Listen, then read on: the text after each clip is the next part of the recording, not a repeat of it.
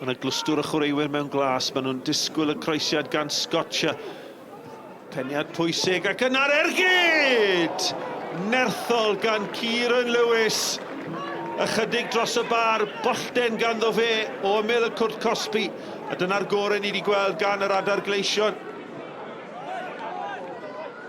Cyfle cynta'r ail hanner i Hwlffordd daflu Pêl mewn i'r cwrt Cosby. Scotcher mewn at y postyn agosaf, mae Jordan Davies yno, ac yna Lewis y taro'r bar!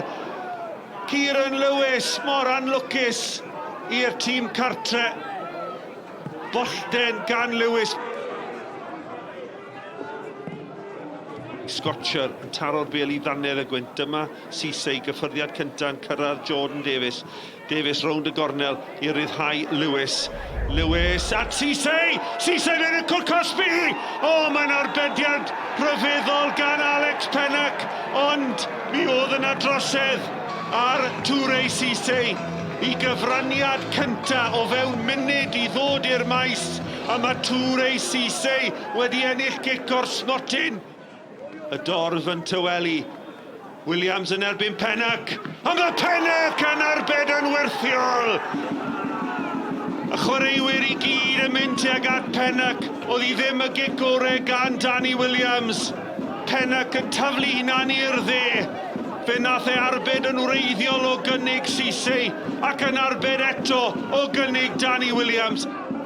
You know, we were disappointed with the game on Aberystwyth. Thought we didn't win enough of our duels, win enough battles. You know, today we couldn't have asked any more on that side. Thought we, we won a lot of first contacts and picked up a lot of second balls. So we're really pleased with that. And in possession, I think we've worked ourselves into good areas. We've had good possession and territory for large parts of the game. It's just rewarding ourselves when we get those chances we thought today. Very, very pleased. You know, it's always a tough place to come down here. We're back on the grass, but full credit to the boys. They give us a massive shift. In a man for man, I thought we gave as good as we got.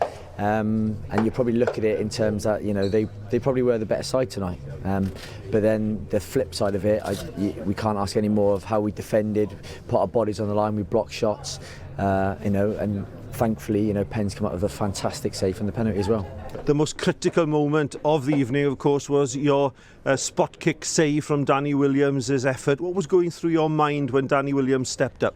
I just know that's my stronger side, really, so if I am going to save a penalty, it'd be down to my right, so I just made my mind up early and went. And it was a nice height for you? Yeah, definitely. There's a lot of work in my advantage, but still had to keep it out of the goal.